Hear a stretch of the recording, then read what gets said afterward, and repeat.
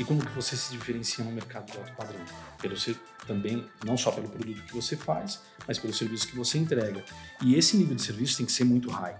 Porque o cara que compra esse tipo de serviço é um cara que conhece o mundo todo, que ele mora num apartamento de alto padrão, que ele tem uma experiência diferenciada com a construtora que construiu o prédio, ele tem uma experiência diferenciada com o carro que ele anda, ele tem uma experiência diferenciada no restaurante que ele frequenta, nas lojas de roupa que ele frequenta. Ou seja, você precisa ser um cara que está muito bem entendido do assunto para entregar um nível de serviço muito alto. Eu acho que tudo vai dar abordagem, né? Você não vai transformar uma loja de alto padrão, produtos premium, num varejão. Se tivesse numa loja Porque tem posicionamento popular de produto, tem taxonomia, tem visual merchandising, tem arquitetura de ponto de venda, tem a comunicação, tem marketing. Seja muito bem-vindo a mais um episódio do Marketing with a Twist. Hoje eu estou aqui com Fábio Bertuccelli, que é diretor de marketing da Natuzzi. Tem uma longa carreira aí voltada para a área de imóveis, né? Desde imóveis planejados. Trabalhou muitos anos na Ornari. Veio do comercial, migrou aí para o marketing. Ele vai contar um pouco para a gente da nossa história. E hoje a gente vai falar sobre marketing que converte, um marketing orientado a vendas, aí, estratégias eficientes. Fábio, muito obrigado por aceitar nosso convite, estar aqui com a gente, dividindo um pouco da sua experiência. Começa contando para o pessoal aí a sua trajetória, né? Você que é arquiteto, né? Sim. Eu queria primeiro agradecer a oportunidade, o convite que você me fez. Fico muito lisonjeado e agradecido por poder participar. Eu acho que a gente poder contribuir com um pouco do conhecimento para outras pessoas também acho que um dos propósitos da vida, né? Queria te agradecer pessoalmente por isso. Falando um pouco sobre o Fábio é arquiteto de formação, depois acabou ao longo da carreira se movimentando, né, para fazer uma pós-graduação na área de gestão, depois marketing, né, fiz alguns cursos de extensão na GV voltado para empreendedorismo, para algumas coisas assim, né? E, cara, eu nasci arquiteto, continuo fazendo projeto até hoje, né? Quando é possível eu faço projeto, construo, se dá para construir, eu construo também, que é uma paixão minha. Eu sempre gostei de projetar, mas a vida me levou para a área comercial desde cedo, né? Sempre tive atrelado na área comercial desde a faculdade. Quando estava na época de graduação, fazia uns trabalhos com a Tokstok, trabalhei na Tokstok como vendedor para pegar esse engajamento com o público, essa necessidade que a gente tem de se comunicar, né, de vender, aprender a vender, porque acho que a gente vende o tempo todo, mas foi lá que a gente conseguiu alguma base. Depois acabei saindo e terminei a faculdade, fui trabalhar no Banco Itaú com arquitetura, fazendo estudo de viabilidade, uma série de coisas. Passei um tempo no Itaú, depois saí. Que deve ser um rolê bem diferente aí, né? Na época que eu trabalhei para o Itaú foi uma coisa interessante, porque eu era recém-formado, precisava trabalhar, e existia um escritório de um amigo que ele era um escritório, digamos assim, um escritório terceirizado que prestava serviço para o Itaú, e ele precisava de gente porque ele fazia estudo de viabilidade no Brasil inteiro, para implantação de agência, caixa eletrônico e tal, e eu estava fresco na saída da faculdade, fui trabalhar com ele, fiz muita coisa, viajei o país inteiro fazendo estudo de viabilidade para ele. Só que chegou uma hora que eu falei, cara, eu preciso mais, né? Eu preciso andar mais, eu preciso ganhar mais. Aquela necessidade básica de todo mundo, cara, tá legal aqui, mas, pô, essa vida de sair para viajar e não ter data para voltar, isso já estava começando a me incomodar, porque saía às vezes segunda-feira de São Paulo, mas não tinha o dia para voltar, não sabia nem se eu ia conseguir voltar com a mala que eu tinha ido, porque ia indo de um lugar para o outro, às vezes eu começava na segunda-feira no Rio de Janeiro e ia terminar na sexta-feira, eu estava em Salvador, por exemplo, né? A coisa ia nesse caminho. Loucura, vida louca. Vida louca, totalmente. Aí depois eu acabei saindo e fui trabalhar, propriamente dito, na área comercial. E aí eu fui trabalhar na Ornari. A Ornari tinha uma loja no Lar Center, era próximo de onde eu residia. E aí eu tinha uma amiga que era gerente naquela loja que tinha feito faculdade comigo, a Juliana. E aí eu fui conversar com a Juliana e tal, e aí a Juliana, fiz uma entrevista comigo e falou, não, vem trabalhar comigo. E aí eu sentei na cadeira de vendedor e fui aprender o que era realmente ser vendedor, porque até então na Tokstok a gente tinha tido uma experiência, mas não era uma experiência onde você se aprofunda tão bem nessa técnica e como a Ordinary era um produto de alto padrão, a necessidade do vendedor é de que você seja mais especializado, que você tenha não só as ferramentas de venda, mas também você tinha que ter a argumentação técnica, você tinha que ter o conhecimento técnico para oferecer a melhor solução para o cliente. Ali foi uma escola, né? E aí uma venda bem consultiva mesmo, né? Sim, muito consultiva. E assim, é claro, sempre treinamento e exemplo, né? Então a gente usa dos nossos pares como exemplo. E aí eu tive bons exemplos lá, porque as equipes eram sempre bem preparadas, tanto a gerência como também os que eram pares nossos, que eram vendedores. E aí a coisa foi desenrolando. No primeiro ano eu fui campeão de vendas, no segundo ano eu fui campeão de vendas, recebi uma oferta para ser gestor de franquia. Fui para BH, morei em BH um ano, cuidei de uma franquia para ele lá, voltei, fiquei na loja da Gabriel. Naquela época eu tinha passado Bar Center, D&D, vendedor, tal, fui para fora, voltei, né? Fui para fora de São Paulo, voltei, fiquei na loja da Gabriel e lá eu continuei essa carreira e já voltei com uma outra situação, com uma classificação diferenciada na época para a questão dos vendedores, porque eu tinha sido gerente lá na franquia, aí não dava para voltar para ser vendedor, coisas normais. E aí depois tinha uma gerente na loja e essa gerente saiu, ficou grávida, saiu. E aí eu fui assumir essa posição de gerente, e lá eu fiquei gerente muitos anos. Virei gerente geral da loja e cuidei da loja muito tempo. E era uma loja muito grande, né? Na época a gente tinha 22 vendedores, eram 18 técnicos de projeto, fora os auxiliares administrativos, copeira, etc. E tal. Eu digo que assim, era uma operação em várias, né? Porque sim. Uma loja desse tamanho é bastante grande. E lá eu consegui me desenvolver muito bem nessa área comercial. Fiz o meu MBA de gestão empresarial dentro da companhia, com a Dom Cabral. Era um MBA em company, que é perfeito, cara. Porque não tem nada melhor do que você estudar no campo de batalha.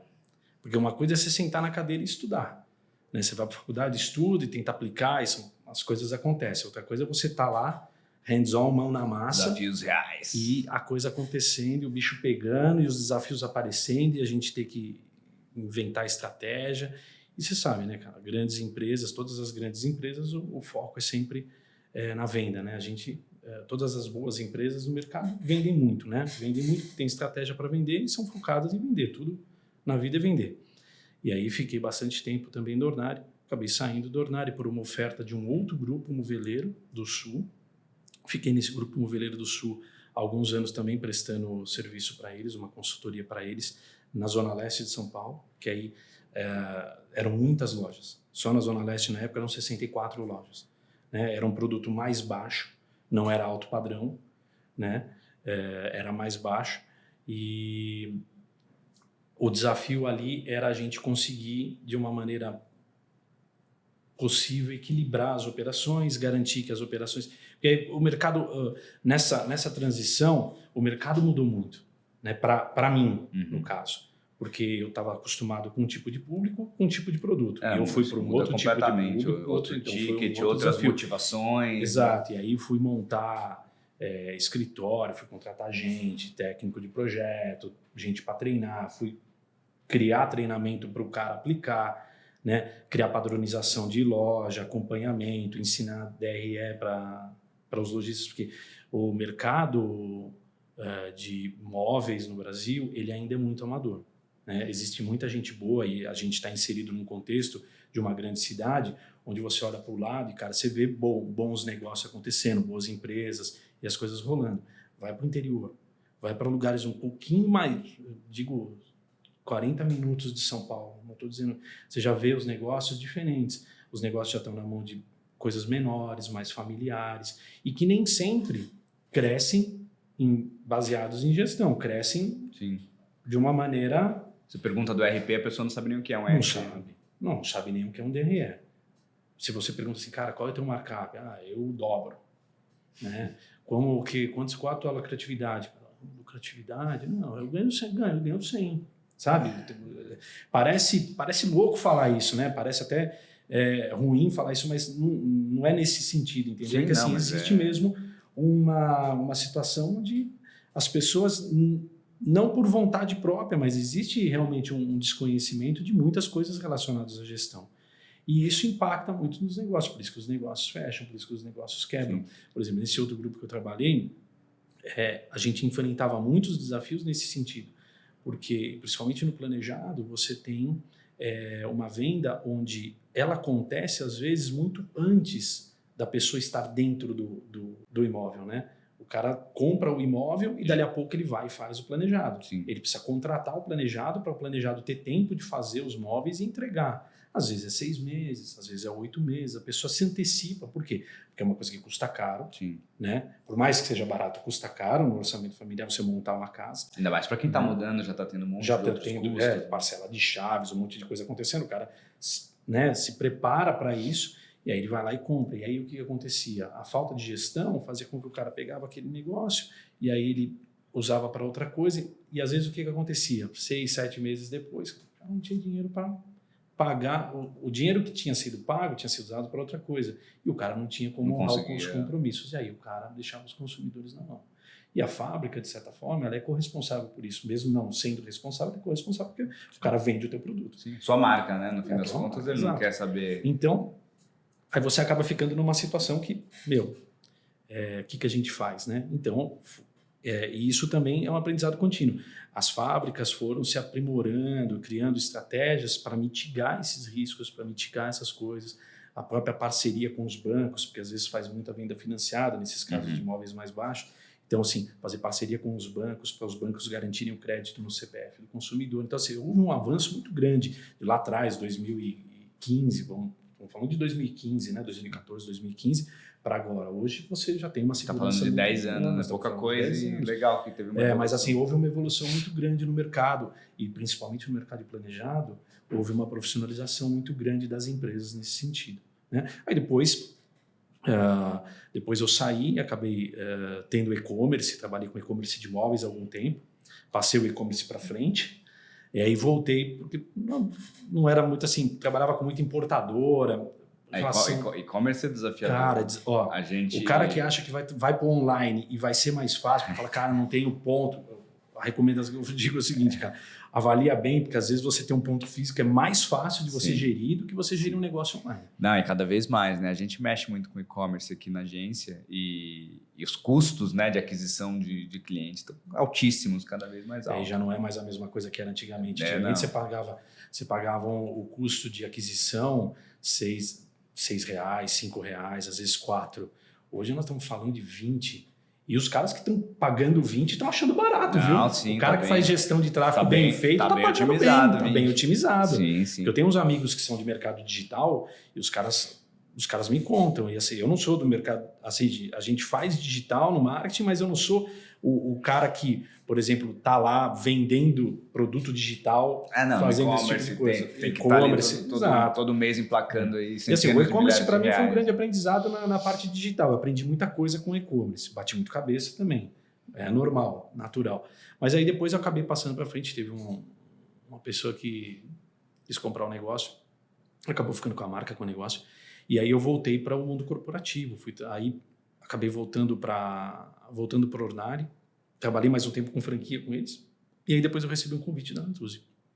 A Natuzzi procurava, na ocasião, ela procurava um gerente de retail que pudesse desenvolver as operações, porque eles... posso contextualizar a história? Claro. A Natuzzi chegou no Brasil em 2001. Tá? Ela chegou, montou 2 operações no Brasil. Ela é uma empresa muito grande na Europa. Nós temos... Existem 3 fábricas na Europa, né, na Itália, tem fábrica na Romênia, na China, no Vietnã, tem fábrica no Brasil. Você fala, cara, tem fábrica no Brasil. O objetivo da Natuzzi, quando ela chegou no Brasil, era montar uma fábrica que ela recebeu um incentivo fiscal do governo da Bahia para ser montada lá, porque normalmente você fala, cara, uma fábrica de móveis na Bahia. O que é uma fábrica de móveis na Bahia? E aí, por quê? Porque assim, o incentivo fiscal que eles receberam para montar as plantas lá era muito grande. Né? E era mais perto dos Estados Unidos, porque a operação dos Estados Unidos ia muito bem, a costa leste demandava muito produto, então ele falou, cara, em vez de eu mandar da China, eu monto uma operação no Brasil, monto 2 fábricas e eu exporto 40 containers dia. Legal. Exportação no começo. Coisa 40 impressionante. containers de dia? Caramba. 40 containers dia, era um negócio... o mercado norte-americano. O mercado, ninguém brinca no mercado norte-americano. A hora que o cara tá bombando, o cara tá bombando. É uma coisa impressionante. E aí funcionou muitos anos, só que a exportação não tinha interesse em desenvolver mercado brasileiro, porque o negócio dele era exportar. Até que aconteceu o quê? 2008. O que aconteceu nos Estados Unidos? Deu aquela meleca toda. E aí, o cara que exportava 40 contêineres por dia não exportava 2, 3. E ele falou, cara, olha a capacidade instalada que eu tenho aqui e o que eu vou fazer com tudo isso. Bora vender para os brasileiros. Cara, falou assim, vamos fazer o seguinte, vamos fechar uma operação, eu tinha 2 falas, vamos fechar uma operação. Aí cogitou, vamos fechar a segunda operação, o que a gente faz? Né? Falei, vamos tentar ver se a gente consegue botar o produto no Brasil? Vamos fazer então grandes players. Vamos pegar o produto e vamos ver se a gente acha grandes varejistas que se interessem pelo produto para a gente fazer um wholesale aqui legal. E aí foram atrás de alguns retailers, só que aí o que aconteceu? Leu-se o mercado e entendeu-se que o produto tinha um posicionamento diverso dos retailers que eles tinham selecionado. Nessa época eu nem estava na empresa, né? Mas é a história real. E aí, para não tirar a operação inteira, fala, cara, a gente não está conseguindo ir por aqui, vamos fazer o seguinte, vamos ver se a gente arruma uns representantes e a gente consegue fazer com que os representantes achem retailers que possam absorver o nosso produto. E aí começou com Ital Sofa, depois Leather Editions, depois que veio Natus Editions e Natus Italia, que aí a gente pode falar daqui a pouco um pouco mais sobre isso. Mas e aí o caminho do desenvolvimento do retail no Brasil para a Natus foi dessa forma. Né? Então ela se deu a partir de uma necessidade para não fechar o negócio no Brasil, porque ele poderia ter fechado o negócio do Brasil e saído. Sim. Né? Mas em função do apreço que ele tem até hoje pelo Brasil e tudo, ele acabou insistindo nesse tipo de coisa e aí o mercado veio se desenvolvendo. E eu entrei na operação justamente porque chegou um momento em que eles já tinham algumas lojas, já tinham algumas galerias. E os caras falaram, cara, a gente precisa monitorar essa brincadeira aqui, porque, cara, como é que a gente controla esses caras? Né? Beleza, eu estou vendendo, estamos abrindo, não sei o quê, mas daqui a pouco o cara abre com a porta amarela, o outro abre com a porta azul, o outro abre com não sei o quê, o outro põe a fachada meio de lado, né? O produto não tem um posicionamento muito legal, a gente não consegue passar a mensagem, o tom de voz da marca no mercado, né? O cara começa a não entender muito bem onde a gente está indo e aí precisava de alguém que fizesse isso. Como eu já tinha essa bagagem no mercado, acabei entrando para começar a fazer isso. E aí comecei a estruturar essa situação de criar indicadores, de criar monitoramento, de criar padronização, porque tinha uma certa padronização, mas, cara, cada um fazia de um jeito, o cara fazia com um marceneiro local, aí ficava com uma cara. O outro cara de uma outra cidade fazia com outro marceneiro local, e ficava com uma outra cara. Por mais que eu tivesse a documentação e a gente tivesse arquiteta que fazia as coisas ali, na prática você tinha uma dificuldade de fazer com que a coisa acontecesse. E aí a gente veio, aí fui atrás de fornecedor, fui atrás de gente para desenvolver uma padronização e a gente conseguiu fazer isso. E hoje essa etapa a gente passou faz tempo. Graças a Deus a gente conseguiu operacionalizar bem. Começamos com, sei lá, 30 e poucas lojas na época que eu entrei, hoje são cento e tantas, né? Lojas mesmo a gente tem 50 e pouca, quase 60, mas você tem as galerias e você tem as lojas Natus Italia e tal. E aí a coisa foi mais ou menos nesse sentido aí. O que aconteceu? O marketing aconteceu para mim meio que por uma necessidade também, porque assim, eu cuidava da parte de operações de varejo e a empresa já tinha uma gerente de marketing, só que a gerente de marketing acabou, por projetos pessoais, acabou se distanciando e saindo da empresa. E aí eu acabei assumindo o marketing. Né? E aí, quando eu assumi o marketing, no meu entendimento, eu tinha que fazer muitas coisas diferentes. Então, eu virei, a forma como era conduzido o marketing na empresa, eu virei ao contrário e fiz de outro jeito. Porque eu sou um cara que venho do comercial. É isso que eu ia falar, trouxe uma visão da venda para a coisa. Exato, porque eu nunca fui um cara de marketing, por exemplo, dentro do planejado, mas eu nunca vivi sem o marketing na venda. Porque, principalmente no alto padrão, quanto mais eficiência você tiver na venda, quanto mais argumentação, quanto mais capacidade técnica você tiver para fazer as coisas, melhor você desempenha. Né? E como que você se diferencia no mercado de alto padrão? Também, não só pelo produto que você faz, mas pelo serviço que você entrega. E esse nível de serviço tem que ser muito high. Porque o cara que compra esse tipo de serviço é um cara que ele conhece o mundo todo, que ele mora num apartamento de alto padrão, que ele tem uma experiência diferenciada com a construtora que construiu o prédio, ele tem uma experiência diferenciada com o carro que ele anda, ele tem uma experiência diferenciada no restaurante que ele frequenta, nas lojas de roupa que ele frequenta. Ou seja, você precisa ser um cara que está muito bem entendido do assunto para entregar um nível de serviço muito alto. E é difícil, porque tem vários players também, né? Então você tem que entregar um nível de excelência de serviço e tem que entender como os players funcionam, para você poder entregar mais que os players também. Para você ter os diferenciais. Então, a tua equipe, ela passa de um estágio inicial, porque assim, existem vários estágios de vendedores no mercado, né? Você tem aquele que não sabe nada, né? O cara que eu sou vendedor, eu sei me comunicar, eu sou muito bom, não sei o quê. E realmente tem muita gente que é muito boa comunicativa, né? Se comunica muito bem e tem facilidade de relacionamento, tem empatia e tal. Isso aí é natural do ser humano. E aí tem esses caras que têm um pouco mais de conhecimento, aí tem esse cara que tem informação e tem aquele cara que é o high-end, que é o cara que passou por toda a formação e ele ainda usa umas técnicas avançadas de venda. Só que esse nível de chegar é difícil, tem muito profissional bom no mercado. Tanto que os caras que trabalhavam comigo como vendedores, muitos deles são gerentes de outras lojas hoje, de outros negócios, ou trabalham ainda em mercado de alto padrão, no nível high, porque o cara é especializado. É um outro nível de coisa. E é isso que mais ou menos a gente tenta fazer também na empresa, né? Você entregar um nível de conhecimento para esses caras, para você ir melhorando a capacidade desses caras de entregar valor. E na sua visão aí, né? Esses anos que você trabalhou com vendas, agora no marketing, como que você acha que um marketing que é orientado para vendas pode beneficiar os negócios? Qualquer tipo de empresa, né? Não só no seu setor. É que assim, no mercado atual hoje, onde você está muito online, existe uma situação onde o consumidor também já está muito cansado de muita coisa. E o cérebro, o nosso cérebro, ele acaba tendo pouco tempo de absorção de tanta informação. A gente é bombardeado o dia inteiro por um monte de informação. Sim. Né? Principalmente se você abrir a rede social. Se eu abrir a rede social aqui, abrir o Instagram, você fica 15 minutos no Instagram só assim, ó. Tchum, tchum, tchum, tchum, tchum. Você quase nem vê as coisas. Vai tchum, tchum, tchum, não sei o quê. E vai, e assim, a capacidade do cérebro de prestar atenção no negócio é muito pequena. Falam que hoje em dia a gente recebe em um dia mais informações do que uma pessoa da Idade Média recebia durante a vida toda. Né? Consegue entender o nível da coisa. E aí você pensa o seguinte, cara, como é que eu fico relevante para o meu mercado numa situação dessa? Você tem que criar situações onde você seja percebido, né? Você tem que criar situações ou campanhas ou qualquer tipo de material de marketing que impacte o consumidor, ela tem que ser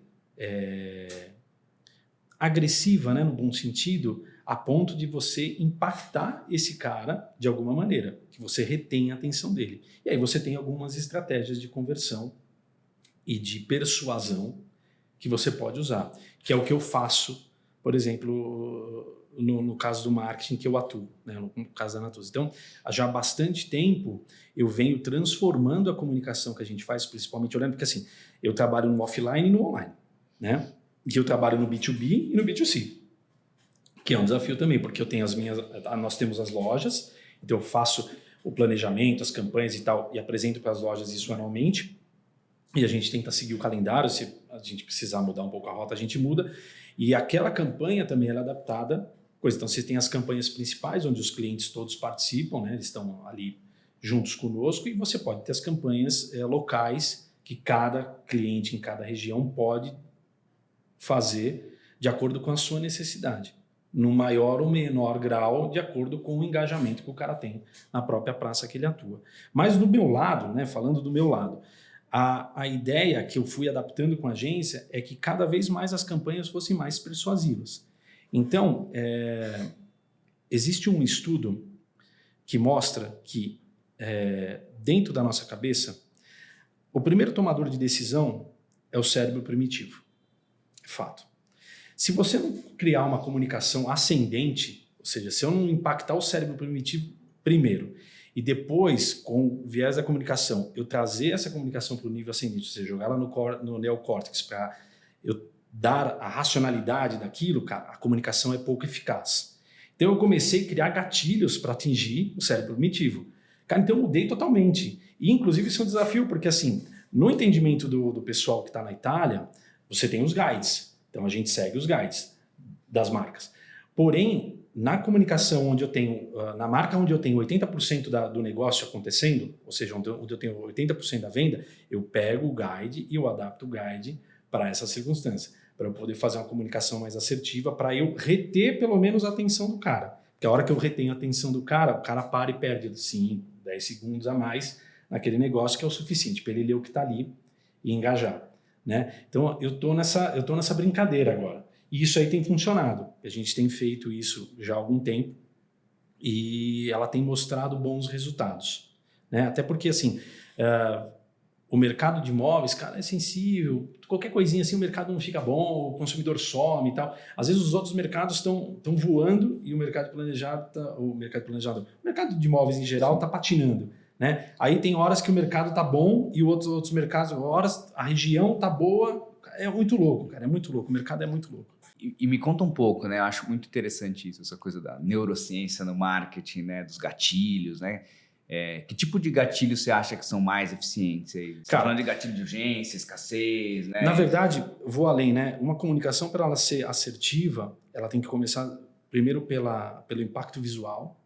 Ela tem que ser contrastável, você tem que criar uma maneira dela ser contrastável, ela tem que ser memorável, ou seja, você tem que criar alguma coisa que prende a memória da pessoa para ela lembrar, porque hoje você não lembra quase nada, cara. Se você fizer no final do dia, você tentar lembrar o que você viu de manhã, às vezes você não consegue lembrar o que você almoçou, de acordo com a correria, não sei o que, você fala, cara, o que eu almocei hoje? Onde eu almocei? Acontece, né? Então ela tem que ser memorável, né? Ela tem que ser visual, ela tem que ser, como eu falei, ela tem que ser contrastável. O contraste ajuda. Porque assim, o cérebro primitivo, ele está lá num estado latente para te preservar a vida. Essa é a função principal dele. Ele só serve para isso. Sobreviver e se reproduzir, é isso. É isso. Você falou, sobreviver e reproduzir. Para isso que ele está lá. Só que ele é emocional também. E aí entra uma questão emocional nessa brincadeira. Né? Quando você pega ganchos emocionais, por exemplo, acabei de fazer uma campanha que a gente colocou um cachorro a gente está colocando um cachorro.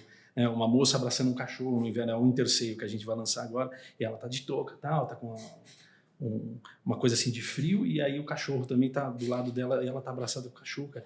E aí a gente estava discutindo, assim, parece campo. Tivemos uma discussão lá na empresa, porque isso aqui não parece uma campanha, tal, porque você pôs um cachorro, não sei o quê. Eu falei, cara, você me falar isso, prova para mim que eu estou no caminho certo, amigo. Exatamente. Porque você presta atenção no cachorro, tá certo? É isso que eu quero. Eu quero que o cara preste atenção no cachorro, porque o cachorro é emocional para as pessoas. Quando você coloca um pet numa propaganda, você exponencializa. Faz um teste. Coloca uma foto sua com um pet no teu Instagram e você vai ver o quanto de engajamento ele dá, e coloca uma foto só sua, pra você ver quanto engajamento dá. É uma coisa muito impressionante. Tem coisas que são emocionais para nós.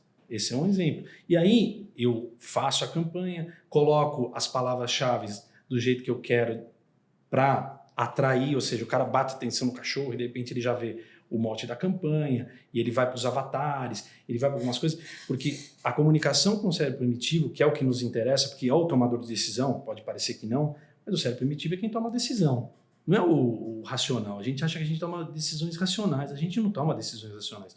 O cérebro racional serve para justificar a tua escolha ou confirmar a tua escolha, é para isso que ele serve. Às vezes, você nem quer, mas o teu primitivo está tão envolvido com o negócio, tão emocional a coisa, que você começa involuntariamente pensar, tipo, cara, não, mas eu vou sim, porque eu acho que isso aqui faz sentido, isso aqui. E aí você começa a ter uma série de coisas. Vou te dar um exemplo. Você sabe por que o 50% funciona? Por que funciona as campanhas de 50%? Porque dentro da nossa cabeça, quando você dá um desconto de 50%, ele significa que você está, de certa forma, ganhando 2,3 vezes mais do que aquilo que ele vale. Então, se você apresenta um preço para alguém com 50% de desconto, você dá para o teu cérebro o entendimento de que aquilo tem mais valor, você está levando uma vantagem por estar comprando esse sítio. Por isso que os descontos funcionam bem. Por isso que os descontos funcionam também tão bem no mercado planejado. Você pode ver, toda loja de planejado, toda loja de imóveis está sempre em promoção. É uma coisa cultural do brasileiro. Você fala assim, cara, eu não gosto de promoção, isso aí queima a marca. Não queima. Não queima, sabe? Porque eu trabalhei sempre com alto padrão, cara. Eu sempre usei desconto e eu nunca queimei marca nenhuma. Na verdade, as marcas que eu trabalhava com desconto, estão mais fortes do que nunca.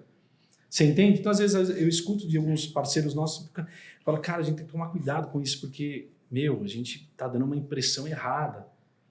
Depende de como você está comunicando.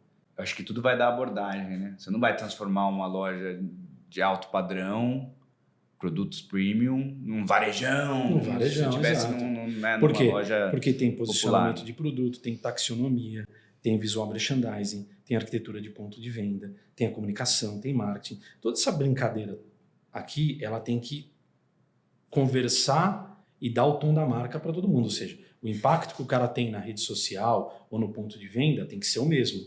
Né? A comunicação ela tem que ser linear a ponto de o cara entender a marca em qualquer ponto que ele tiver de contato, ele entende o que é aquela marca, onde ele está pisando. Né? E o desconto, na verdade, ele é uma prática de mercado. Todo mundo trabalha com desconto. Uns mercados não trabalham com desconto, outros mercados trabalham, é uma característica. E não adianta você discutir com isso. É assim e é assim. Talvez você consiga no teu mercado ou em algum outro mercado falar, cara, eu vendo por esse preço aqui. Ótimo. Se você consegue vender com um markup cheio, puta, excelente. Melhor para você. Mas na prática, com tantos concorrentes, tantos players e todo mundo interferindo nas atitudes do consumidor, e hoje mais ainda, porque o consumidor já chega e fala, né? Ninguém chega numa loja, caí aqui, né? Ninguém cai numa loja. Ainda mais com a internet hoje em dia, né? Acho que cai. A pessoa pesquisa tudo antes, né? Já chega... Sim, ninguém cai numa loja hoje à toa, né? O cara já chega... Chega sabendo mais que o vendedor. Isso que eu ia falar, cara. Aí é que tá o lance. O cara chega sabendo mais que o vendedor. O cara já sabe o produto que ele quer, a cor que ele quer, já sabe o que os concorrentes estão fazendo de preço, já sabe, inclusive, às vezes, lojas que você tem em outras regiões o que estão fazendo de preço. É impressionante. O consumidor é muito... perspicaz nesse sentido, né? Hoje o consumidor avança muito mais a linha do que era antigamente, então não se vende mais como se vendia antigamente. Né? Agora, essa é muito interessante isso, a gente pensa que muitas vezes a prática do desconto, a gente está olhando só para uma camada mais popular, uma classe C, D, né? E na verdade não, né? O rico, classe A++, também gosta de desconto. Gosta sim. Todo mundo gosta de desconto. Porque isso mexe com aquela questão de eu achar que eu estou ganhando, eu estou levando vantagem. Né? E isso aí é muito, muito, muito forte na nossa sociedade em geral. Né? Então isso faz muito sentido, é por isso que funciona tão bem. E se a gente atrela o desconto a um prazo, aí você ainda ativa um gatilho aí de escassez também, da pessoa querer aproveitar o desconto antes que passe. Né? A gente volta para o cérebro. Você tem vários gatilhos. Você tem gatilho de escassez, você tem prova social, você tem uma série de coisas que você pode usar. Né? Mas esses gatilhos mais comuns, eles acabaram, inclusive, caindo um pouco de moda. Assim, você vê muitos acho que as pessoas já estão digital. O consumidor está escolado também. Exato. O consumidor já bate, opa, técnica de persuasão. Né? Exato. Você tem que tomar muito cuidado com a comunicação e você tem que ser muito, como é que fala? Você tem que ser uma pessoa muito correta nesse sentido. Tem que ser muito fiel a um compromisso de ser transparente, de não levar vantagem sobre isso, porque às vezes o consumidor não sabe isso. Você tem técnica, Sim. O consumidor não. Você não pode ser desleal com o consumidor nesse sentido. Exatamente. Mas você também não pode... o consumidor é esperto.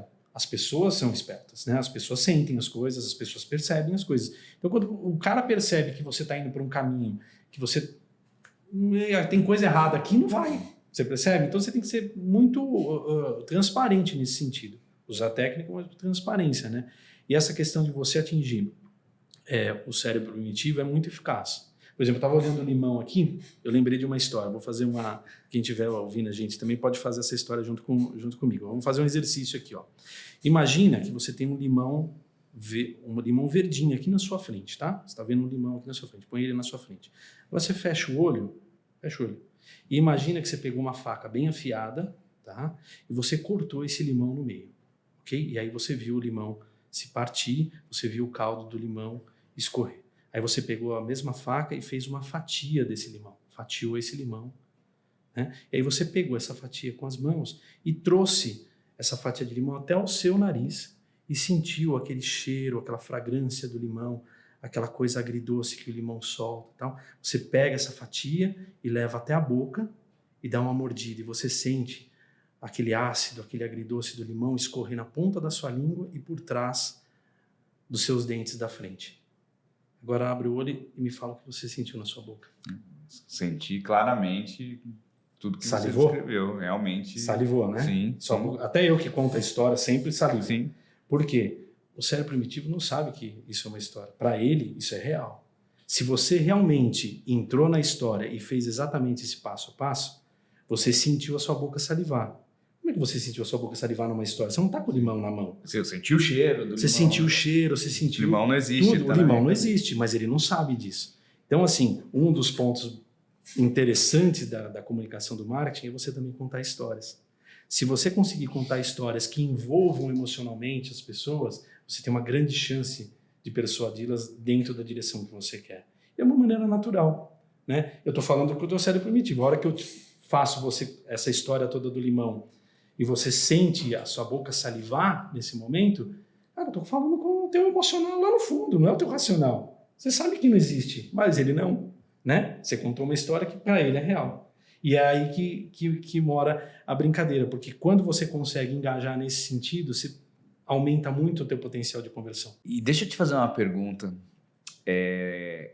Entendendo, né, que acho que boa parte da decisão aí vem do emocional, mas ao mesmo tempo a gente tem um consumidor que pesquisa, é aquilo que a gente falou, o cara já chega lá sabendo de tudo. Já olhou o concorrente, já olhou outras lojas, já sabe o preço. Como que a gente faz para se diferenciar nesse mundo, né? Para fazer o cara decidir, eu quero comprar um sofá e eu vou pesquisar um monte de coisas e em algum momento ele vai decidir, não, eu vou comprar o sofá do A, seja pela persuasão do vendedor ou conversou com várias lojas, pesquisou, né? Porque eu acho que o grande desafio é isso, né? Onde que é o ponto de equilíbrio entre o racional e também os atributos técnicos que muitas vezes podem ajudar nessa tomada de decisão. Como é que você vê isso, assim, o ponto central da diferenciação, né? Que faz o cara tomar a decisão pela marca A ou uma marca B?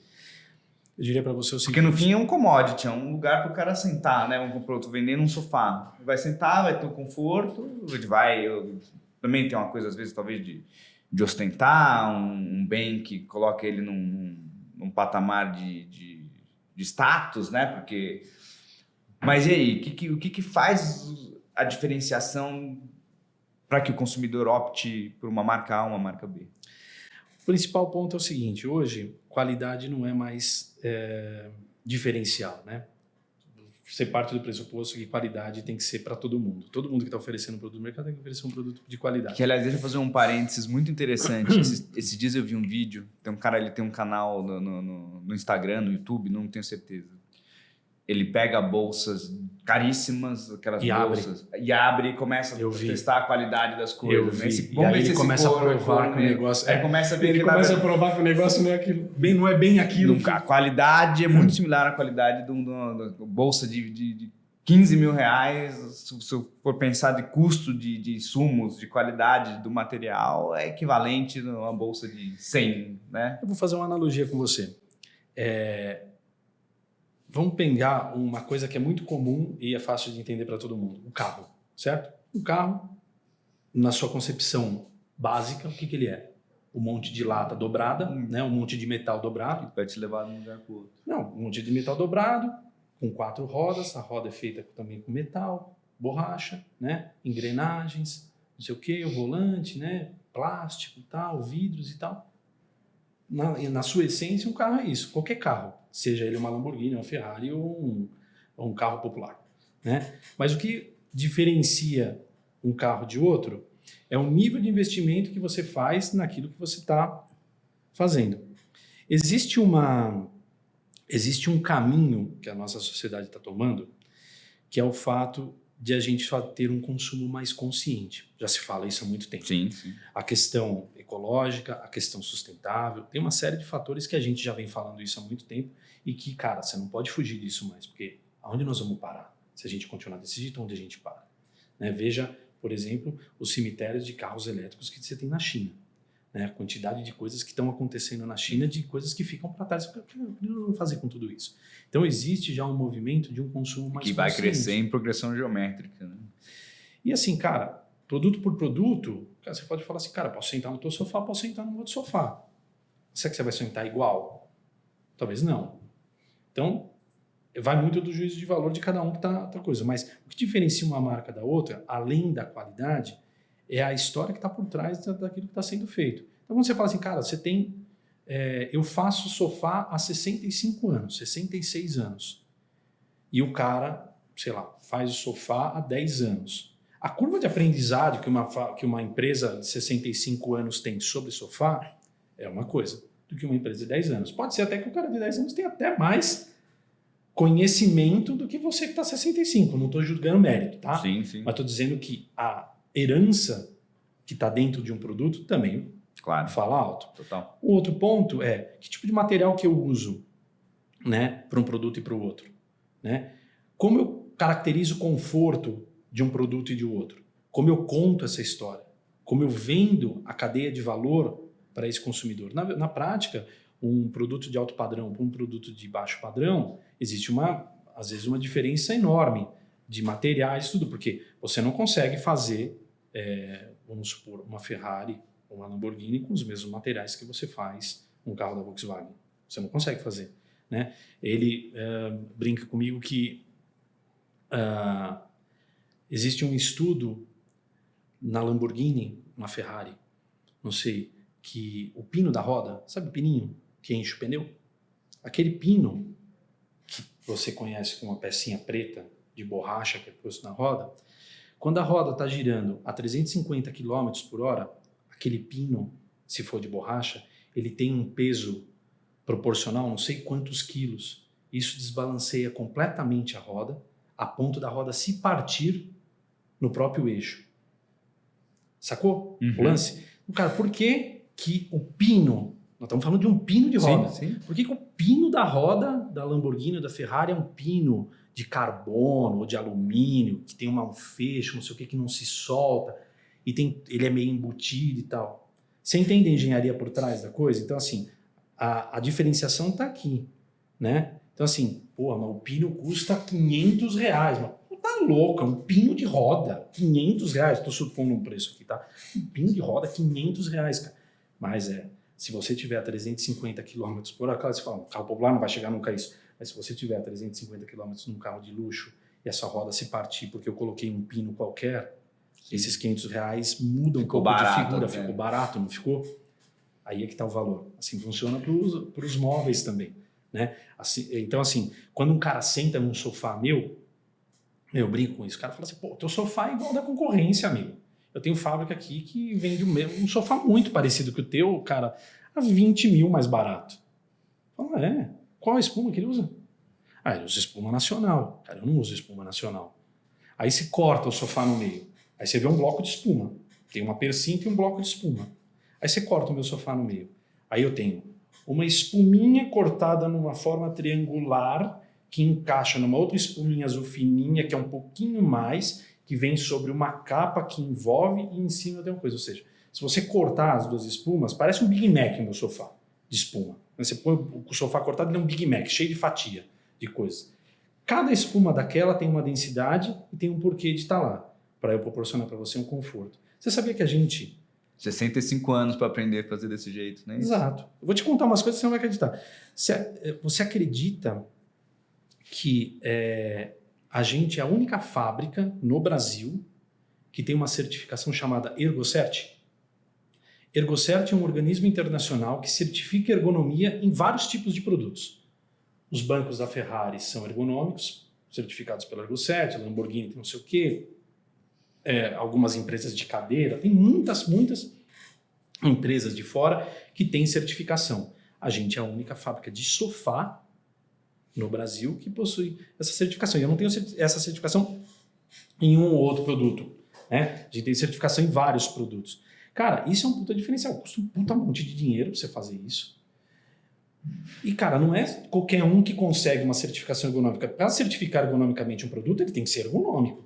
E não é qualquer espuma de qualquer jeito que você garante uma ergonomia. Até porque os sofás são mecanizados, tem, às vezes, 3 mecanismos de funcionamento, às vezes 2, às vezes o encosto de cabeça, os pés, é uma coisa muito louca. E o engraçado é o seguinte, a história, eu acho que é um dos grandes diferenciais da brincadeira. Porque quando eu conto que o cara começou com 2 artesãos no sul da Itália, numa cidade perto da Puglia, sozinho, ele e 2 artesãos, foi aprender a fazer sofá, foi ver como fazer o sofá, a empresa dele foi ganhando corpo, foi crescendo, depois que a empresa já tinha um tamanho razoável, ele já vendia na região, já vendia um pouco ali naquela área do sul da Itália, a empresa pegou fogo, ele perdeu todas as máquinas, ele perdeu todos os modelos que estavam produzidos ou não, ele perdeu todos os moldes, ele perdeu todo o dinheiro que ele tinha que pagar os funcionários e tal, e ele teve que sair no mercado, ir atrás dos modelos que ele tinha vendido que já estavam nos pontos de venda, trazer os modelos para um outro lugar, desmontar esses modelos para refazer os moldes do sofá. E aí a coisa vai, anda, o tempo passa, ele vai para os Estados Unidos, ele abre mercado, ele é considerado o papa do sofá nos Estados Unidos, porque foi o cara que introduziu o sofá colorido nos Estados Unidos, o sofá de couro nos Estados Unidos naquela época, aquele sofá preto ou marrom, né? E o cara começou a trazer umas coisas diferentes, com cores. E até hoje, com quase 90 anos, todo produto que é construído ou que é feito tem um centro de prototipia, o cara faz o protótipo e ele vai lá e senta no sofá e fala assim, não gostei, vamos fazer de novo. E aí você faz um outro produto. Aí ele senta, não gostei. Cara, quem que faz isso?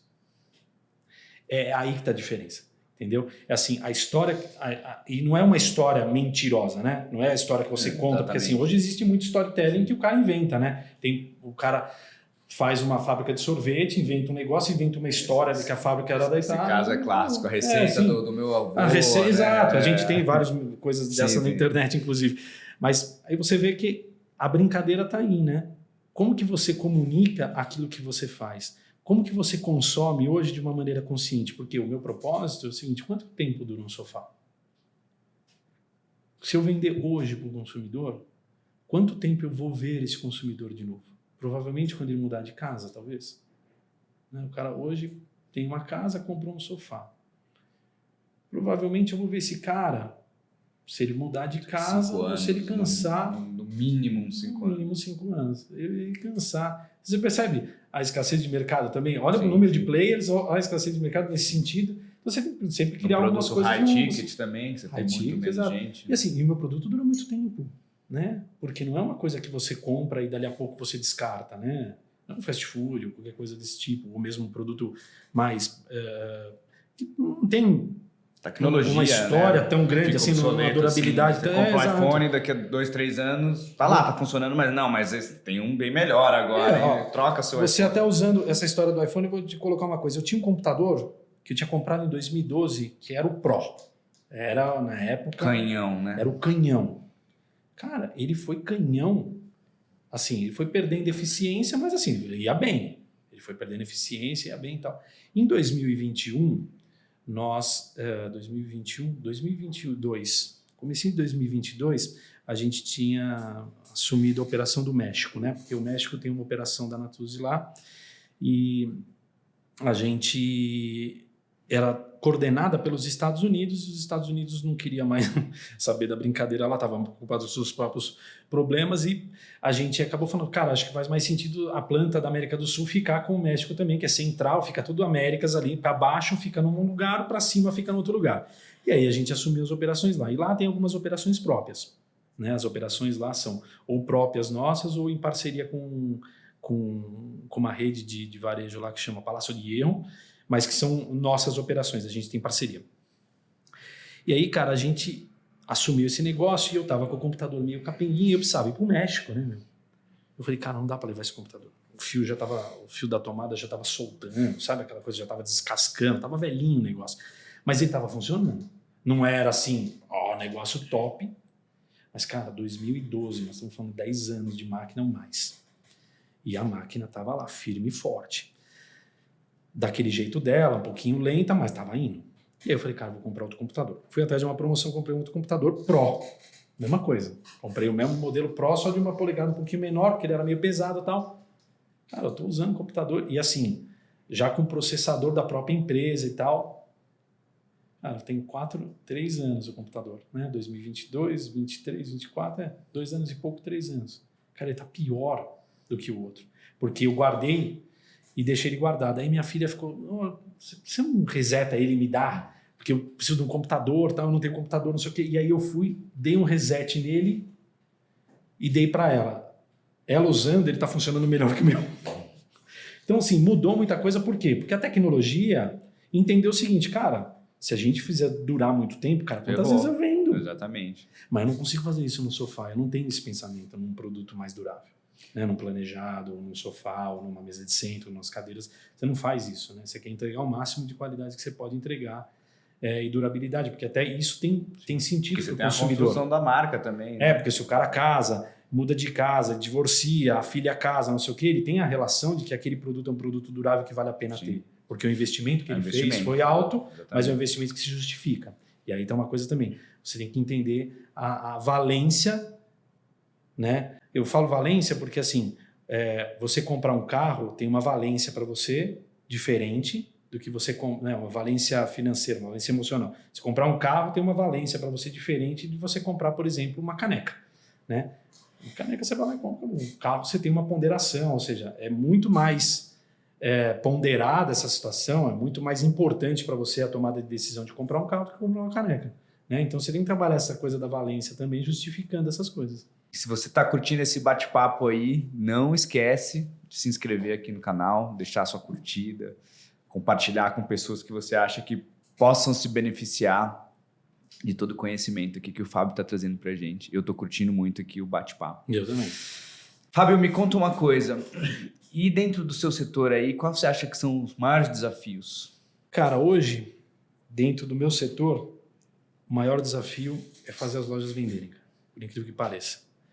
Porque a gente não trabalha para o B2B no sentido de, cara, quero resolver a questão da produção e acabou. Eu estou sempre mirando no consumidor final. Eu quero que as minhas lojas vendam, eu quero que as minhas lojas vendam melhor, eu quero que meus parceiros sejam mais lucrativos, para eles poderem investir nas operações dele, para eles poderem ampliar as operações, para eu poder melhorar a minha rede de varejo, né? Porque é o que eu te falei, eu não consigo olhar o marketing sem olhar a parte comercial. E aí, assim, quanto mais eu melhoro a rede, melhor os parceiros ficam, menos lojas eu posso ter, rentabilizando igual, e aí eu consigo ter até menos trabalho, né? Porque a gente está sempre nesse movimento de, cara, vamos mais, então abre mais loja, vende mais, mas nem sempre o vender mais é o mais eficiente. Sim. Né? Então, a ideia é que a gente transforme o varejo, entregue mais valor para os nossos varejistas, para que os nossos varejistas possam vender melhor, ter operações melhores, atender melhor os nossos consumidores e a gente garantir que a nossa rede esteja melhor estruturada possível. E aí a gente vai separando o joio do trigo, sempre tem, né? Tem, eu digo assim, são os casamentos, a gente casa com todo mundo, né? Tem casamento que dura muitos anos, tem casamento que não dura, né? E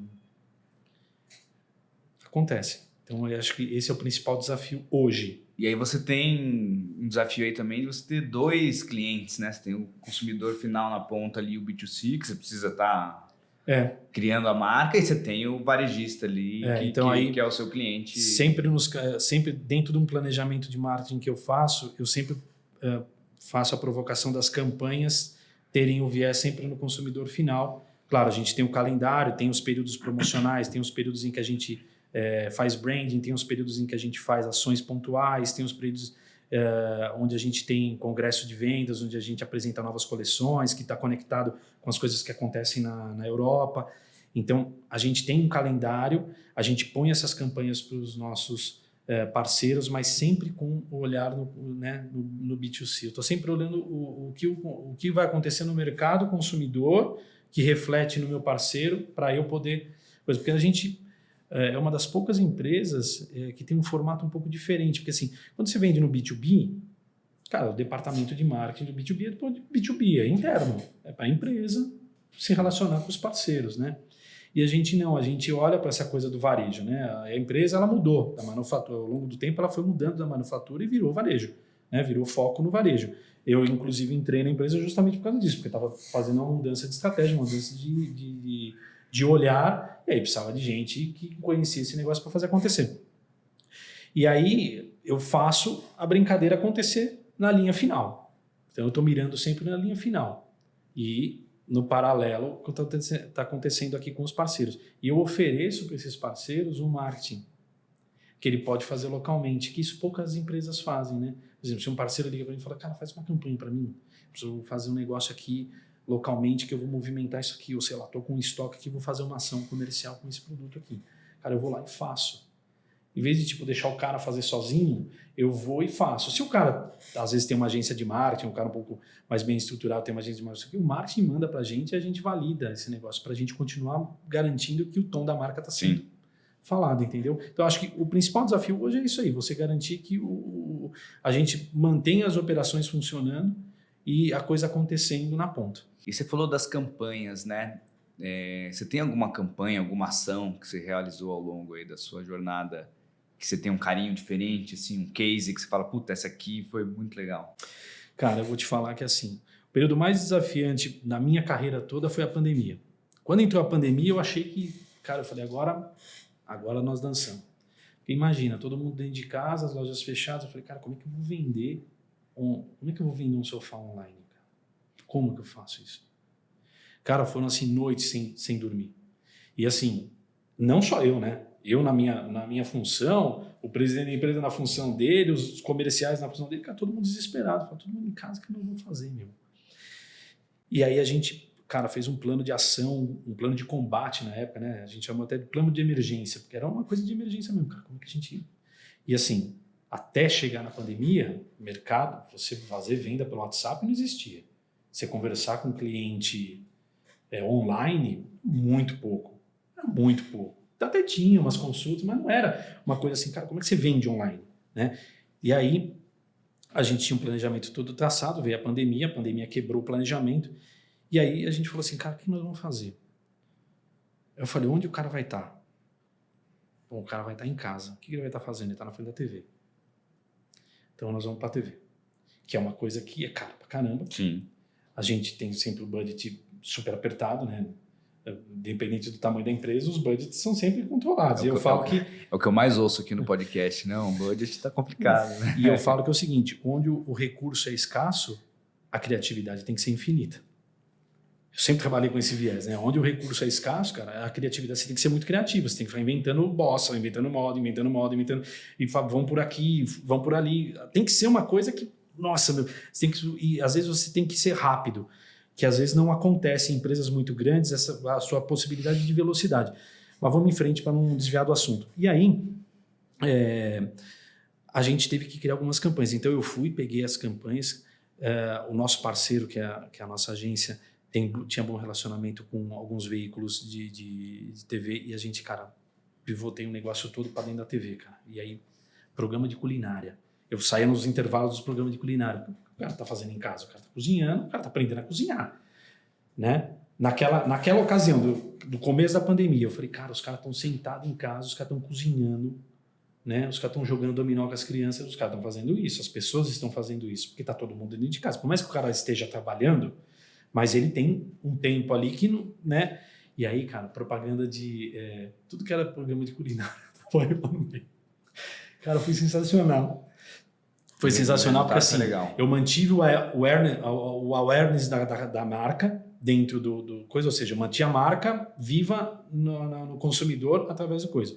E aí eu comecei a criar mecânicas para os clientes, fiz uma estratégia comercial junto com o comercial para a gente conseguir vender, e a gente zerou margem, fez de tudo, e a gente começou a doutrinar os caras, vamos fazer assim, online assim, começamos a dar treinamento, vamos trabalhar online assim, não sei o quê, e impulsionar, comecei a botar dinheiro nas mídias impulsionando e tal, e a coisa foi acontecendo, e aí o que aconteceu?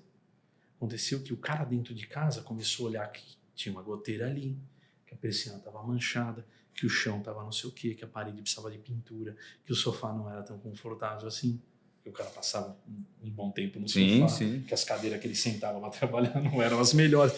E aí ele começou, houve um movimento no mercado, houve um êxodo no mercado. Quem tinha dinheiro guardado, falou, cara, sei lá, vou morrer, não vai sobrar dinheiro para ninguém, não vou gastar esse dinheiro. E o cara começou a fazer as coisas para dentro de casa, começou a procurar lugares para morar fora de São Paulo, porque falou, cara, vai saber quando vai terminar esse negócio, vou ficar eu enfiado nesse apartamento aqui, olhando o vizinho que está ali na porta. Não, cara, vou ver se tem alguma casa, alguma coisa para eu alugar ou para eu comprar no interior. E aí explodiu os negócios de venda de terreno, venda de casa que valia 1 milhão, os caras estavam vendendo por 1,5 milhão, sabe aquela bagunça? Opa! E aí todo mundo começou a fazer o quê?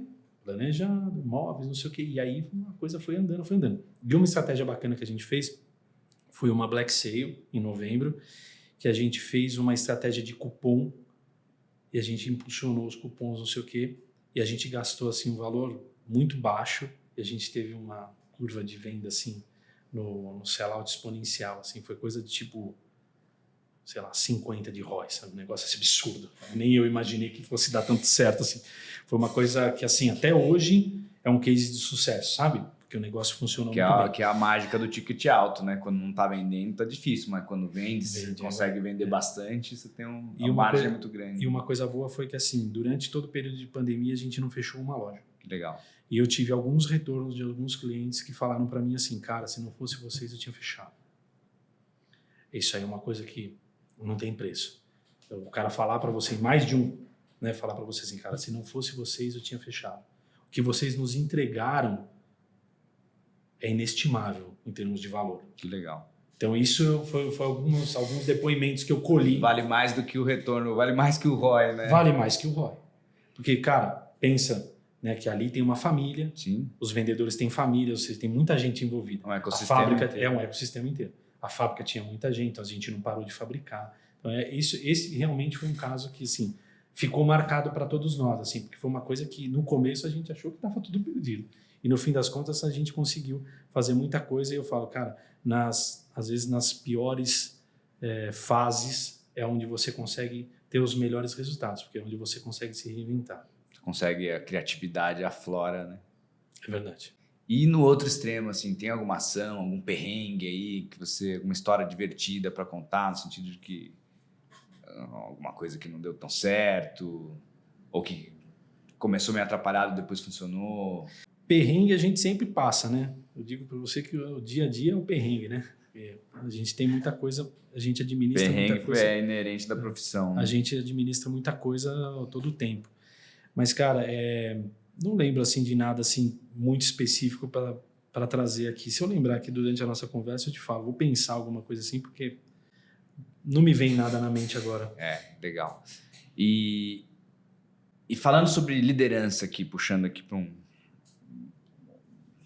dando um twist aqui na pauta. Brincadeira. Você como um cara aí que já liderou dezenas de pessoas, seja no comercial, seja no marketing, né? O que você vê como características do bom profissional hoje, né? O pessoal que está ouvindo a gente aqui, muita gente começo de carreira, né? Querendo entender o que eu tenho que estudar, ou onde eu tenho que me especializar, ou que tipo de comportamento eu tenho que ter, né? Que dica que você dá para as pessoas? Eu diria o seguinte, a principal coisa que todo ser humano que vai trabalhar no mundo corporativo, em qualquer situação, em qualquer lugar, precisa desenvolver é a inteligência emocional. A inteligência emocional é base para você ter, eu acredito, muito sucesso em qualquer coisa que você vai fazer, porque hoje, principalmente no mundo corporativo, existe muita gente mesmo, que está ali fazendo coisas e às vezes até criando dificuldade para justificar a posição que ela está. Né? Eu sou uma pessoa que enxerga essa coisa do mundo corporativo de uma maneira muito eficaz. Assim, onde você enxerga o resultado das coisas que você faz? Na ponta.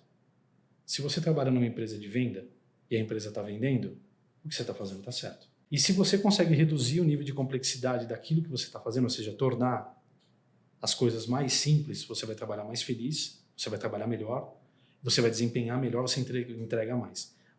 Mas o que acontece no mundo corporativo muitas vezes é que é o seguinte, as pessoas dificultam muitas coisas ou criam dificuldades às vezes para justificar a própria função dela. Sim. Eu estou aqui, estou trabalhando, estou ganhando, então, sabe, eu vou dificultar aqui para justificar o meu salário, para justificar a minha posição aqui. Cara, isso atrapalha muito.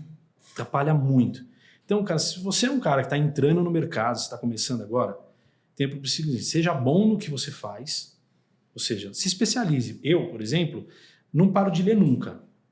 Eu tenho muitos anos de mercado. Só de varejo eu tenho mais de 20 e tantos anos.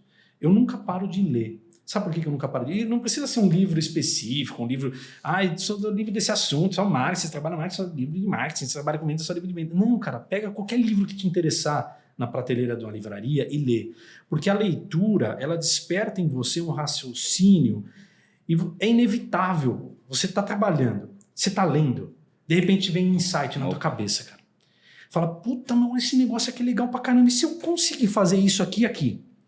É inevitável que você vai transformar, às vezes, alguma lição, algum aprendizado que está dentro de um livro, você vai pivotar isso para dentro de alguma coisa que você tem ali na tua função. Inúmeras vezes eu tive insights valiosos lendo.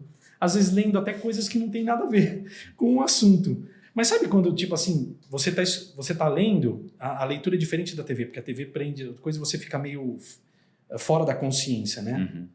Quando você lê, a tua consciência está contigo. Tem que estar presente. Você está presente na leitura. Sim. Porque você está lendo, né? E a tua cabeça está imaginando as coisas. Cara, isso é o melhor exercício. Então, se você está começando, se você está dentro da coisa, a recomendação que eu faço é a seguinte, cara. Faz o que você puder fazer, da melhor forma que você puder fazer e vai evoluindo ponto a ponto. Não para de ler. Minha recomendação, não para de ler nunca, cara. Leia. Se você não tem hábito de ler, leia. Aprenda. Pega um livrinho infantil, começa a ler, porque aí você pega o gosto da leitura, você vai acostumando a ler. E aí, cara, você vai sentir falta. Às vezes um dia você fala assim, tá faltando alguma coisa. Não li hoje. Meu, lê 2 páginas. Você não consegue ler 10, lê 2. Lê uma, sei lá. Mas lê, porque ler traz essas coisas. E aprenda essa coisa da inteligência emocional. Seja gentil, procure fazer as coisas, procure entender o lado do outro, né? Se coloque na posição do outro. Eu acho que isso aí é o principal desafio hoje no mercado corporativo, cara. Tem muita gente só pensando em si, no próprio umbigo, cara, e isso atrapalha demais. Eu nunca fui um profissional que pensou na carreira ou nas coisas que faz de uma maneira individualista. Todo mundo que trabalha comigo em qualquer nível, eu sempre dei autonomia de trabalhar, eu dou espaço para trabalhar. Porque eu sempre tive na cabeça o seguinte, cara, se a pessoa tá indo, e nem sempre funciona assim, tá? Mas se a pessoa tá indo bem, quem tá por trás da pessoa também tá indo bem. Sim. Se a pessoa aparece, quem botou a pessoa ali também aparece. Só que nem sempre funciona assim. Às vezes a pessoa aparece e, né? Acontece muito. Mas assim, independente disso, eu acho que a gente tem que cultivar o desenvolvimento das pessoas. Então, quando você dá espaço para a pessoa trabalhar, você cultiva um desenvolvimento nessa pessoa, essa pessoa se sente importante, se sente relevante, né? E a partir desse momento, você cria uma sinergia. Então, isso funcionava com vendas, depois com marketing, as pessoas trabalham comigo com marketing, inclusive quando eu assumi o marketing, né, nessa empresa que eu estou, a moça que trabalha comigo era assistente da outra coisa, e ela não tinha muita autonomia, né?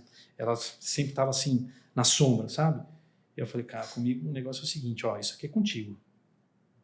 E aí eu vou e cobro. Você fez, tal, não fez? Fizemos, né? Eu nunca falo no singular, eu sempre falo no plural. Sim. Acho que não existe eu, né? Sim. Sim, o eu é uma soma dos nós, né? Sempre pensei assim. Então, cara, eu dou espaço, dou autonomia, a gente estabelece as bases das coisas e a gente vai fazendo. Vai fazendo, vai acompanhando, vai fazendo, vai acompanhando, corrige rota, faz, acompanha, corrige rota, faz, acompanha, corrige rota, e assim a gente vai em frente. E aí eu me libero também daquela culpa de ter que ser o cara que fica cobrando tudo o tempo todo. Sim. E ter que acompanhar todos os processos. Porque você imagina, né? Eu cuido do retail, depois eu cuido do marketing, sabe? É uma quantidade de demanda que você recebe, e aí você tem que ser... Senão você fica muito operacional, né? Você tem que ser estratégico. A tua posição é ser estratégico e as outras pessoas vão te suportando nas questões operacionais. Então, um sabe o seu trabalho, o outro sabe. Quando você dá espaço, e aí, se você percebe que isso vai bem, você começa a criar sinergia, porque a pessoa também se sente à vontade contigo. Ela se sente à vontade de estar do teu lado, de pedir conselho, de entender que caminho é o melhor. Eu acho que é por aí que a gente tem que ir, sabe? Eu sempre pensei assim, e sempre funcionou. Para mim, até hoje, sempre funcionou assim. Muito bom, muito bom. E na linha de parceiros, né? A gente estava conversando aqui antes de entrar, você falou que você tem uma agência aí que está há muitos anos com vocês, né? E acho que isso é muito legal, esse tipo de relação. Acho que são 7 anos que eles estão com a gente. Isso acho que é sensacional. E tem muitas pessoas que assistem a gente, que ouvem a gente, que trabalham em agências ou até são donos de agências. E que dica que você dá para agências, produtoras, né, que você já liderou, já gerenciou, para que elas possam fazer um bom trabalho e que consigam ser bons parceiros, né? Do's and don'ts, né? Sim, entendo o que você está perguntando. Eu acho o seguinte, quando você inicia o processo com uma empresa, procure ser o mais proativo no sentido de entender o que aquela empresa está fazendo. Porque eu acho que um dos grandes desafios das agências e tal é você conseguir entender a linha de raciocínio dessa empresa, o tom que essa empresa quer dar e conseguir comunicar isso, porque é um exercício. Até hoje, a empresa que a gente trabalha já há muitos anos, o Michael, que é diretor de produção, tem a Edna, tem o Ebert, tem a Paula, tem a Fátima, que é a redatora. Ou seja, até hoje a gente ainda tem as conversas de alinhamento, de posicionamento. Você vê, são 7 anos, eles funcionam super bem, a gente quase não tem problema, mas ainda hoje é necessário a gente acompanhar, porque você como empresário... Porque corrige a rota também durante você o como processo. empresário sabe onde a tua marca quer ir, mas você está contratando uma agência. E aí você põe o caso para a agência tocar. Mas nem sempre a interação entre agência e empresa, principalmente no começo, é suficiente para o cara te entregar aquilo que é a tua expectativa, né? Independente da criatividade, das coisas que às vezes você pega uma agência, a agência te traz te dá um banho de criatividade, uma coisa que você precisava e que você não tinha, né? Que normalmente acontece assim, né? Por isso que você contrata as pessoas, porque você acredita no potencial dela de agregar. Mas aquela linha tênue, diga assim, cara, como eu comunico isso aqui para eu passar a mensagem que eu quero passar, isso é uma coisa que você tem que investir tempo. Entendeu? Então, cara, sei lá, fica perto, pergunta. Eu lembro que quando eu entrei no marketing, que eu virei o jogo ao contrário, um dos grandes desafios era, assim, na comunicação, principalmente em rede social, eu dar o tom que eu queria nas postagens. Tá? Cara, isso demorou. A gente tinha brigas, velho, uma briga feia. Pô, você me apresenta um negócio desse. Quem que fala um negócio assim? Olha com quem que você está conversando. Você já percebeu? Quem é o meu cliente, né? A gente falava, pô, quem que é o meu cliente? Você sabe quem é meu cliente? Então, com o meu cliente, você acha que o meu cliente vai achar bom esse texto? Não podemos fazer desse jeito, temos que fazer diferente. E aí você vai, e foi. Cara, eu acho que eu levei 1 ano para deixar o negócio redondo. Hoje eu pego a grade de rede social, olho as postagens, vejo se faz sentido as coisas que a gente está comunicando, mas não fico lá lendo a linha, mas não faço mais, porque não precisa. Né? Mas isso é uma coisa que é uma curva de aprendizado constante, a gente está sempre mexendo. Então eu acho que isso é um exercício. E acaba virando quase que um time só, né? Acho que isso é muito legal. Cara, vira um time só, porque hoje eu falo com o Michael, por exemplo, eu mando mensagem para o Michael, faz esse negócio para mim, ele já saca. Não preciso, sabe? Aí eu corrijo as coisas, são pontuais as coisas. Eu falo, Michael, vamos mudar isso aqui, porque eu acho que isso aqui fica mais persuasivo. Vamos mudar isso aqui, porque isso aqui fica mais visual, sabe? Isso aqui dá mais contraste, não sei o quê. Mas são coisas assim, sabe? É aprendizado que a gente vai tendo conforme a gente vai evoluindo. Agora a gente tem uma pergunta aqui que eu gosto de chamar de momento bola de cristal. Ah, sim. Imaginando aí futuro, os próximos 5, 10 anos, né? O que você vê como tendências aí para a área de marketing? O marketing vai ter que se reinventar em 5, 10 anos. Porque hoje já existe um movimento chamado burnout do consumidor. Aquilo que a gente falava no começo. O consumidor está sendo muito impactado de muitas formas em todos os lugares. O cara está cansando. Eu já conheço vários amigos que já estão dando tempo em rede social. Tenho vários. Principalmente pessoal, inclusive pessoal de mídia digital, essas coisas de produtos digitais e tal. Tem uma galera que está meio... Cara, deixa eu ficar um pouco longe, isso aqui está demais. E aí nós vamos ter que se reinventar para a gente conseguir se comunicar com essa galera que está tendo esse burnout. Porque vai acontecer. Isso vai acontecer mais... Eu acredito que isso vai ser mais evidente lá para 2025, 2026, a gente vai sentir mais. Isso ainda não sente agora, mas nessa época vai. E assim, a gente vai ter que ser muito mais emocional na comunicação para a gente reter a atenção dos caras, porque os caras estão sendo bombardeados. Então, se você não reter o emocional, você vai ter dificuldade. A gente vai ter que se reinventar. Vai ter que arrumar formas diferentes de se relacionar. Essa é assim, a minha visão, o que mais me preocupa, né, no futuro, assim, é isso aí, a gente conseguir entender os perfis de consumidores, como a gente vai se relacionar com cada tipo, porque existem vários tipos de perfil de consumidor, né? Então a gente vai ter que entender muito bem esses perfis de consumidores para a gente atuar muito cirurgicamente, cara, para a gente ser eficaz na comunicação. Eu acho que esse aí é o principal movimento do futuro aí, viu? E acho que o desafio aí dos marqueteiros e das agências vai ser justamente achar novos modelos, né, que consigam Sim. Alcançar as pessoas, ao mesmo tempo alcançar de uma forma menos invasiva, né? Porque realmente tem essa tendência, as pessoas tendem a cada vez mais se desconectar, né? A gente pega, eu acho interessante, pega as gerações mais jovens, assim, né? Por um lado, estão extremamente conectados, mas é um uso diferente da tecnologia com relação à nossa geração aqui, né? Eu falo que eu sou da geração da velha guarda, cara. Eu sou um dinossauro da era digital. Porque a era digital, eu não nasci na era digital, eu cresci fora da era digital e eu fui ter contato com a era digital quando comecei a trabalhar, né? A era digital veio para mim, né? Essa coisa digital veio para mim quando as redes sociais começaram a surgir, a gente começou a ter contato com isso e depois trabalhando com isso. Então, assim, para mim é difícil. Não é tão simples como essa geração nova, Sim. né? Esses caras entram no negócio, os caras editam vídeo no celular. Eu não consigo editar um vídeo no celular, gente. É impossível para mim, né? Eu ainda sou, assim, eu acho que tem coisas que são só feitas no computador e tem outras coisas que são feitas no celular. Aí eu entro na rede social, no computador, eu falo, mas isso aqui não funciona, porque ela não foi feita para ser no computador, né? E eu acho que toda vez que eu estou movimentando alguma coisa eletrônica, eu tenho que estar na frente do computador, né? Mas hoje o celular que comanda. Você entra, por exemplo, num Canva da vida aqui, você faz uma campanha de marketing do Canva só no celular, né? E faz anúncio de Instagram, anúncio de Facebook, anúncio não sei o que, tudo aqui no celular, é impressionante. E ainda tem inteligência artificial, que ainda é um outro game changer aí, né? Isso aí é o seguinte, que agora está entrando a generativa, né? Essa generativa aí vai mudar bem a bagunça, porque já tinha algumas coisas assim, e agora a regenerativa, ou seja, ela vai começar a pensar também algumas coisas. Sim. E aí, cara, isso assim, tem os prós e os contras disso, né? Eu acho super bacana, porque vai simplificar muitos processos que são hoje feitos, vai acabar com alguns, inclusive vai acabar com alguns postos de trabalho, essa brincadeira toda. Mas ela nunca vai ser humana, né? Tem que ter uma estratégia por trás ali, e aí é a gente que manda nessa brincadeira.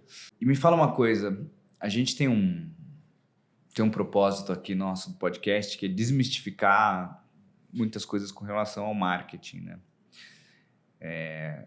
Uma delas aqui, que a gente tem essa pergunta para este fim, é da visão do marketing como uma coisa somente voltada para fazer as pessoas consumirem, né? Até que a gente brinca, às vezes o termo marqueteiro virou até pejorativo. Fulano é um marqueteiro, como se fosse sim. uma coisa ruim, né? E claro que eu não acredito nisso, né? Escolhi trabalhar nesse meio. E, ao seu ver, né? Como você acha que o marketing ele pode contribuir para a sociedade, né? Qual que é o papel do marketing, o propósito? Cara, o marketing nada mais é do que comunicação. E nós somos seres relacionais. A gente depende de outros, a gente não vive sozinho, a gente tem que viver ao lado de outras pessoas, num sentido de colaboração. O marketing vem para ajudar essa comunicação. O marketing vem para mostrar que existem formas diferentes da gente fazer melhor, né? Então, eu acho que o papel do marketing, por mais que, como você mencionou, às vezes o nome marqueteiro seja meio pejorativo, né? Porque o marketing ficou muito naquela visão, esse cara é muito marqueteiro, isso quer vender, isso quer vender, isso quer vender. Mas não, né? A gente, nesse sentido, eu acho que a gente faz marketing até em casa, quando você está em casa com seus filhos, né? Você vende, você faz marketing em casa, né? Quando você faz a propaganda, vamos viajar, vamos fazer uma coisa, porque é assim, porque é assado, né? O marketing é sobre contar histórias, é sobre se relacionar, é sobre viver em sociedade, é sobre construir um futuro melhor para as pessoas, é sobre dar informação para outras pessoas, para mostrar as coisas que acontecem. Eu não sei, eu acho que é impossível viver sem marketing, cara. Sim. E mesmo o termo vender, né? O vender não é tão ruim assim também, né? No sentido de que a gente precisa, né? A gente vive numa sociedade que precisa comprar e vender coisas e... A gente antigamente fazia negócios pela troca. Sim. Hoje a gente tem um papel que justifica as trocas, né? A gente troca bens por papel, né? É o modus operandi do mundo. É como você falou da loja que durante a pandemia ali não fechou porque vocês tiveram uma ação efetiva ali. E que olha o ecossistema que se beneficiou disso aí, né? Se a gente para com marketing, você para com a sociedade. É assim em todo lugar, né? Num nível mais filosófico, eu diria o seguinte, né? Quando você está fazendo alguma coisa, você tem que estar se colocando no lugar do que você está contribuindo para a sociedade e para os outros que dependem de você. Porque eu estou aqui na minha posição, mas olha quantas pessoas estão atreladas nesse... Pois nós estamos aqui juntos, você tem o seu negócio, participo do meu negócio. Por trás de mim tem um departamento comercial, tem uma fábrica, tem pessoas, tem famílias. Ou seja, quanto mais você faz, né, quanto mais você entrega de valor para a sociedade, eu acho que a sociedade também te entrega de valor. Né? O que você entrega, você traz para si. Né? Eu penso um pouco assim. Muito bom, muito bom. Vou para a minha última pergunta aqui. E é a que eu mais gosto. Imagina que você vai pegar tudo que você viveu aí na sua trajetória, todos os lugares que você trabalhou,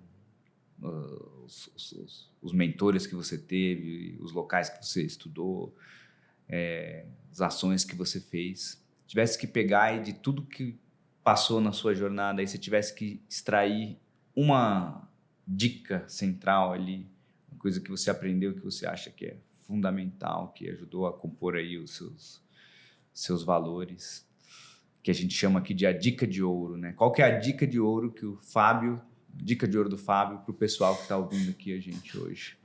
A dica de ouro que eu diria para todos vocês é o seguinte: seja simples. Se você conseguir ser simples, você vai ser eficaz. Por mais que pareça filosófico demais, é uma frase muito profunda. Sim. Crie menos expectativas, julgue menos e tenha menos controle sobre algumas coisas, que esse é o caminho da felicidade verdadeira. E se o pessoal que está ouvindo a gente aqui hoje, ouviu esse bate-papo, quiser ouvir mais sobre o Fábio, onde que eles encontram você? Tem um LinkedIn, Instagram, onde que onde está a voz do Fábio aí na internet? Meu Instagram é @Fabio Bertuccelli, meu LinkedIn @Fabio Bertuccelli, e aí vocês podem também seguir o @Natuzzi Brasil, que é a nossa rede social aqui da Natuzzi. Tá? Lá tem muita informação, a gente tem canal no LinkedIn também, @Natuzzi Brasil, e lá vocês vão poder ver um pouco do que a gente faz, tá bom? Show de bola. Fábio, foi um grande prazer te receber. O prazer foi meu. Hoje. Fiquei muito satisfeito de participar, um grande prazer estar aqui. Tenho certeza que o pessoal que está ouvindo a gente até agora também gostou muito. Agradeço você que ficou aqui até o final. Se você curtiu e ainda não deixou o seu like, não deixe de curtir e se inscrever aí no nosso canal. E até a próxima. Tchau.